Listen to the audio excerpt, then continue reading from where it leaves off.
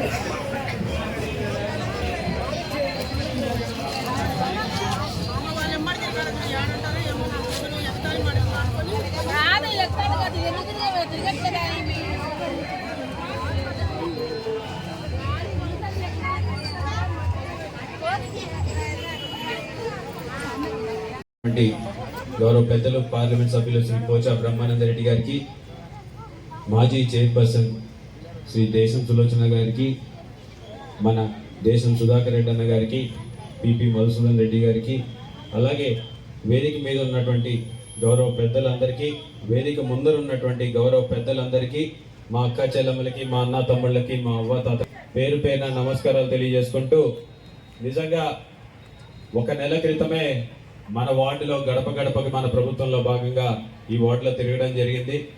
మరి ఈ వార్డులో ప్రతి ఒక్క సందు, ప్రతి ఒక్క ఇల్లు కూడా తిరిగినటువంటి పరిస్థితి ఈరోజు గర్వంగా వైఎస్ఆర్సీపీ నాయకులమైనటువంటి మేము చెప్పుకునే పరిస్థితిలో ఉన్నాం.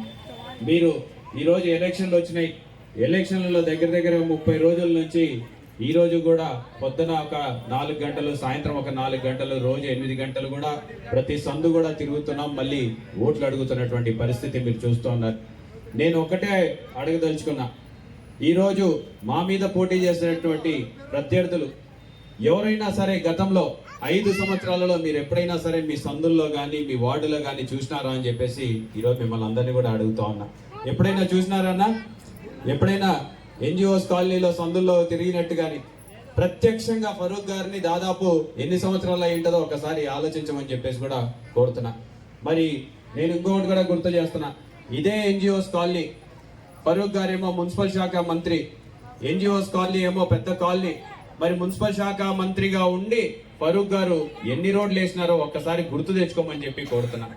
మున్సిపల్ శాఖ మంత్రిగా ఉండి కూడా ఎన్జిఓస్ కాలనీలో ఒక్క రోడ్డు కూడా వేయలేకపోతే ఒక సాధారణ ఎమ్మెల్యేగా శిల్పా మోహన్ రెడ్డి గారు వచ్చిన మొదటి టర్మ్ లో సుధాకర్ అన్న కౌన్సిలర్ గా ఉన్నప్పుడు 10 కోట్ల రూపాయలతోటి ఇక్కడ రోడ్లు అనేవి మొట్టమొదటిసారి సీసీ రోడ్లు ప్రారంభించిందే శిల్పా మోహన్ రెడ్డి గారి హయాంలో అని చెప్పడానికి చాలా గర్వపడుతున్నాం.